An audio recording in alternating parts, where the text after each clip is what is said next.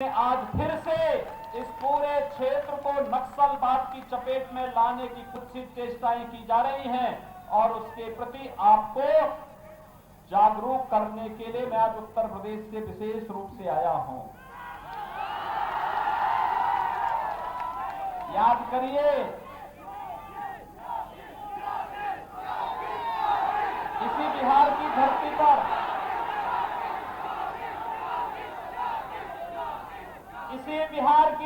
पर एक ऋषि ने चिंतन किया था और उस कालखंड के सबसे बड़े आतंक का सफाया करने का जो चिंतन किया था, गादी तनय मन चिंता व्यापी हर बिनु मरहि न निश्चर पापी।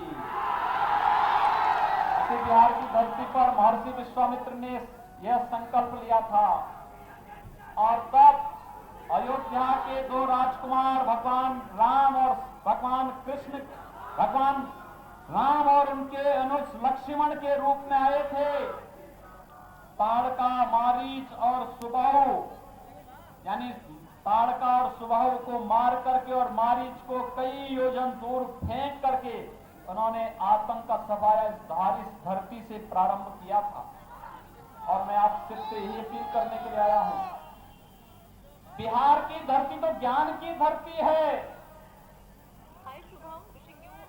पूरे देश और दुनिया को ज्ञान बांटने वाली बिहार की धरती। नक्सलवाद के लिए यहां कोई जगह नहीं होनी चाहिए, अराजकता के लिए कोई जगह नहीं होनी चाहिए, भ्रष्टाचार के लिए कोई जगह नहीं होनी चाहिए। और यही आह्वान करने के लिए आज मैं आपके बीच में आया हूं कि जिन्हें कांग्रेस हो या राजद, इन्हें पूरे बिहार के अंदर और देश के अंदर शासन करने का भरपूर अवसर मिला था, लेकिन भाइयों बहनों, इन्होंने यही अंतर है भारतीय जनता पार्टी और सहयोगी दलों में और कांग्रेस और उसके सहयोगी दलों में अंतर यही है, उनके लिए परिवार ही पार्टी है और पार्टी ही देश है। और हमारे लिए यह देश ही परिवार है। तेरा वैभव अमर रहे मां, हम दिन चार रहे न रहे, यह संकल्प भारतीय जनता पार्टी और सहयोगी दलों का है। लेकिन कांग्रेस और उसके सहयोगी दलों का संकल्प है कि मेरा वैभव अमर रहे मां, तुम दिन चार रहो न रहो। एक नकारात्मक सोच। याद करिए, जब 2014 में प्रधानमंत्री के रूप में मोदी जी देश के अंदर आए थे, पिछले 6 वर्षों के दौरान जितना कार्य प्रधानमंत्री मोदी जी के नेतृत्व में हुआ, आपने देखा होगा प्रधानमंत्री मोदी जी के नेतृत्व में किस प्रकार से कार्य होने प्रारंभ हुए। देश की तस्वीर और देश की तकदीर बदलती हुई दिखाई दी। पहले 5 वर्ष गरीब कल्याण के लिए 3 करोड़ गरीबों को एक आवास प्रधानमंत्री आवास योजना में उपलब्ध करा दिया गया। 4 करोड़ गरीबों के घर तक विद्युत की लाइन पहुंचा करके विद्युत के निःशुल्क कनेक्शन उपलब्ध करवा दिए गए। 8 करोड़ गरीबों को रसोई गैस का उज्ज्वला योजना में निःशुल्क कनेक्शन उपलब्ध करवा दिया गया। 12 करोड़ किसानों को प्रधानमंत्री किसान सम्मान निधि का लाभ दे दिया गया। 35 करोड़ से अधिक किसान और गरीबों का जनधन अकाउंट खोला गया और 50 करोड़ किसानों की 50 करोड़ नागरिकों को आयुष्मान भारत में 5 लाख रुपए की स्वास्थ्य बीमा का कवर दे दिया गया। प्रधानमंत्री मोदी जी के नेतृत्व में मात्र 5 वर्ष में इतना बड़ा कार्य। और प्रधानमंत्री मोदी जी ने कहा 5 वर्ष गरीबों के लिए और अगले 5 वर्ष भारत को वैश्विक मानचित्र पर पहुंचाने के लिए, वैश्विक उत्थान के लिए भारत के होंगे। और इस कार्यक्रम का शुभारंभ होता है कश्मीर से। कश्मीर से धारा 370 समाप्त कर दी गई। कब से भारतीय जनता पार्टी का कार्यकर्ता एक ही नारा लगाता था, एक देश में 2 प्रधान, दो निशान और दो विधान नहीं चलेंगे, नहीं चलेंगे नारा भारतीय जनता पार्टी का भारत के प्रत्येक नागरिक का हुआ करता था। लेकिन उस संकल्प को साकार करने का कार्य किया तो प्रधानमंत्री मोदी जी ने और गृह मंत्री अमित शाह जी ने। आज कश्मीर में धारा 370 समाप्त। अगर भोजपुर का भी कोई नौजवान कश्मीर के अंदर जमीन और मकान खरीदना चाहता है तो जाकर के वहां जाकर के बस सकता है, कोई संकोच नहीं। कांग्रेस ने बैन किया था कि कश्मीर में कोई बिहार का व्यक्ति मकान नहीं ले सकता, जमीन नहीं ले सकता। मोदी जी ने अपने लाइसेंस दे दिया, कोई भी भारतवासी कहीं भी जाकर के बस सकता है, उसके कोई रोक टोक नहीं होगी। आज कश्मीर में पाकिस्तान प्रस्त आतंकवाद हमारे नागरिकों को और जवानों को निशाना नहीं बना सकता से मालूम है। इससे पहले कि उसकी कुत्सित मंशा किसी नागरिक और किसी जवान को निशाना बनाएगी, भारत के बहादुर जवान उसका काम तमाम कर देंगे। पाकिस्तान के प्रधानमंत्री भीगी बिल्ली बनकर के दुनिया के अंदर भाग रहे हैं। उन्हें इस बात का भय है कि अगर कहीं पाकिस्तान प्रस्त आतंकवादियों ने भारत के अंदर कहीं कोई जुर्रत की तो फिर भारत के बहादुर जवान पाकिस्तान के अंदर घुस करके एक नया सर्जिकल स्ट्राइक की घटना का बढ़ाने का कार्य करेंगे।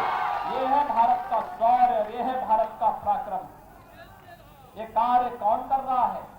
ये प्रधानमंत्री मोदी जी के नेतृत्व में आज का नया भारत कर रहा है, जिसे प्रधानमंत्री मोदी जी एक भारत श्रेष्ठ भारत कहते हैं। भाइयों बहनों, इस सब के बावजूद कांग्रेस के एक नेता ने अभी हाल ही में पाकिस्तान की तारीफ की। पाकिस्तान का भारत का हितैषी है क्या? क्या पाकिस्तान भारत के हित के बारे में सोचेगा क्या? तो फिर कांग्रेस के नेता पाकिस्तान की तारीफ क्यों कर रहे हैं? इनकी नियत और इनकी मंशा को समझिए।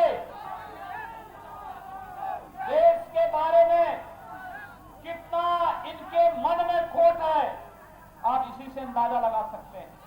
और इसलिए भाइयों बहनों, हमने कश्मीर में भी धारा 370 को समाप्त करके आतंकवाद को सदैव के लिए समाप्त किया। और जब मैं लोकसभा चुनाव में बिहार आया था तब बिहार के लोग पूछते थे कि आप लोग नारा लगाते थे कि रामलला हम आएंगे, मंदिर वहीं बनाएंगे।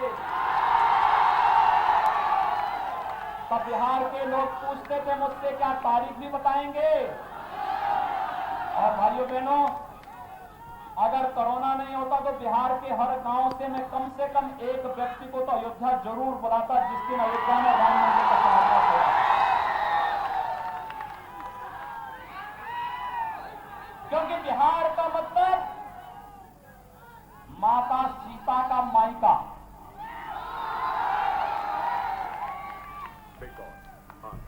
और इसीलिए मेरी इच्छा थी, हार्दिक इच्छा थी कि 492 वर्षों के बाद जो अवसर प्राप्त हो रहा है, अयोध्या में भगवान राम के भव्य मंदिर के निर्माण का मार्ग मोदी जी के कारण आज प्रशस्त हुआ है।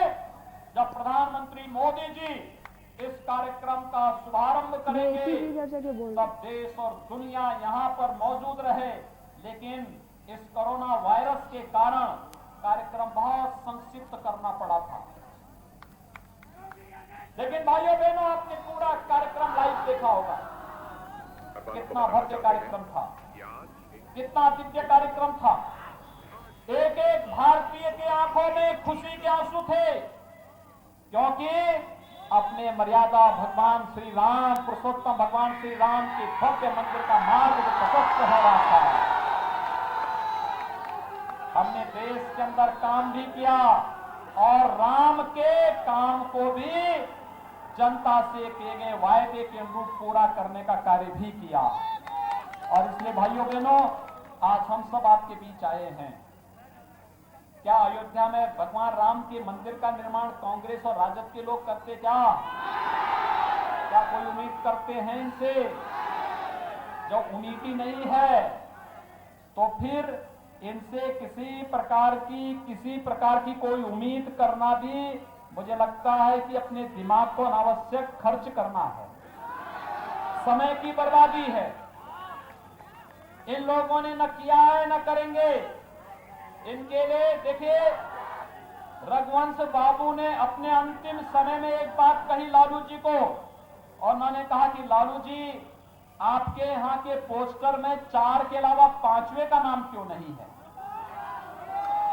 वह 4 ही हैं, लालू जी की फोटो, राबड़ी देवी जी का फोटो और उनके 2 सपूतों का फोटो। 5वें का तो नहीं है ना, आएगा भी नहीं। ये गलतफहमी लोगों को छोड़ देनी चाहिए, क्योंकि उनके लिए परिवार ही पार्टी है, परिवार ही देश है। और ये विरासत वहीं से नहीं आ रही है, ये विरासत तो कांग्रेस से उन्हें प्राप्त हो गई है। जैसे कांग्रेस में ऐसे ही यहां भी। और इसलिए भाइयों बहनों, केवल भारतीय जनता पार्टी और जदयू के सहयोगी दलों के प्रत्याशी ही बिहार के अंदर जीतने चाहिए। बिहार के अंदर विकास और सुशासन का जो कार्य माननीय नीतीश जी के नेतृत्व में, सुशील मोदी जी के साथ भारतीय जनता पार्टी और जदयू की सरकार ने यहां पर किया है, इस कार्यक्रम को आगे बढ़ाने के लिए आज भारतीय जनता पार्टी के प्रत्याशियों के समर्थन में आप सबसे अपील करने के लिए मैं आया हूं। इस भोजपुर क्षेत्र में जितने भी प्रत्याशी भाजपा के, जदयू के या फिर उनके सहयोगी दलों के हैं, इन सबको समर्थन देने के लिए मैं आपके बीच आया हूं। इतनी भारी संख्या कोरोना कालखंड में भी, और इसमें भी युवाओं की संख्या ज्यादा है। ये युवा, बहुत सारे युवा तो ऐसे हैं, जब लॉकडाउन लगा था इनको मुंबई, राजस्थान, दिल्ली, पंजाब छोड़ करके वापस बिहार आना पड़ा था। तो हो सकता है कि महाराष्ट्र के अंदर, दिल्ली के अंदर, राजस्थान के अंदर, पंजाब के अंदर इनके साथ दुर्व्यवहार हुआ हो, लेकिन जब उत्तर प्रदेश में आए तो मैंने सख्त निर्देश दिया था कि भाई हमारे मेहमान हैं, किसी के साथ कोई दुर्व्यवहार नहीं होना चाहिए। आपने देखा होगा उत्तर प्रदेश में घुसते ही उनके लिए गर्म पानी मिलता था, पैर धोने के लिए, पैरों में पहनने के लिए चप्पल मिलता था, भोजन का पैकेट मिलता था, और उत्तर प्रदेश परिवहन निगम की बस उन्हें किसी स्थान पर ठहराने के लिए ले जाती थी और फिर वहां से सुरक्षित बिहार तक छोड़ने के लिए आती भी थी। क्योंकि मुझे तो दोहरा कार्य करना था।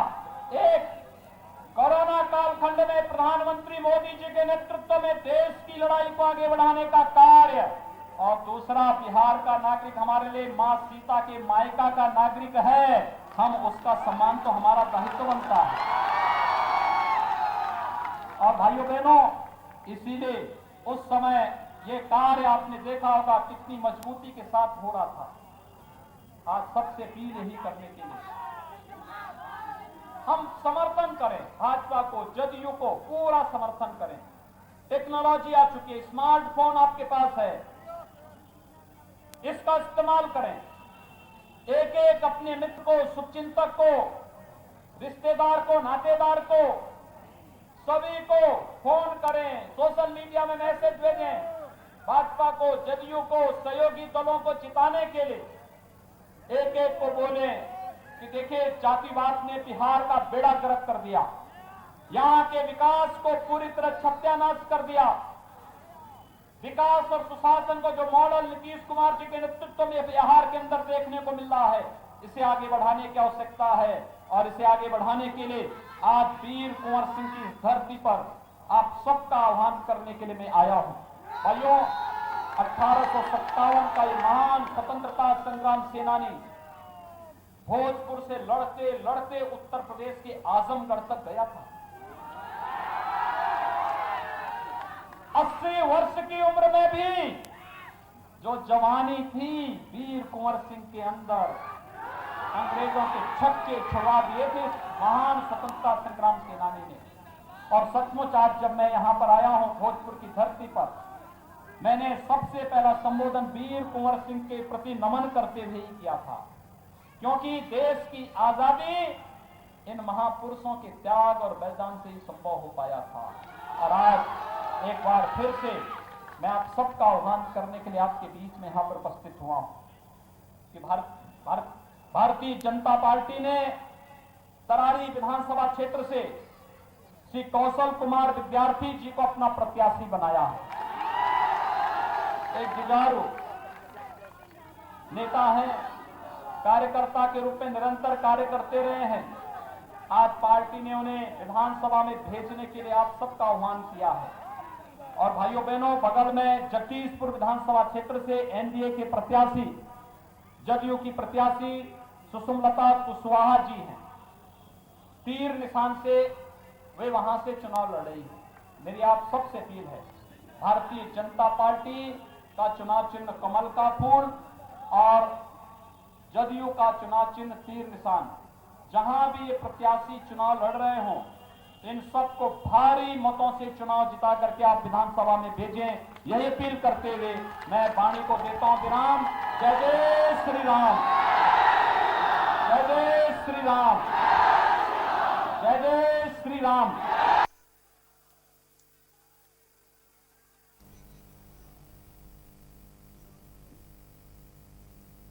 बुलेटिन में फिलहाल के लिए इतना ही। देखते रहिए के न्यूज़ इंडिया। नमस्कार।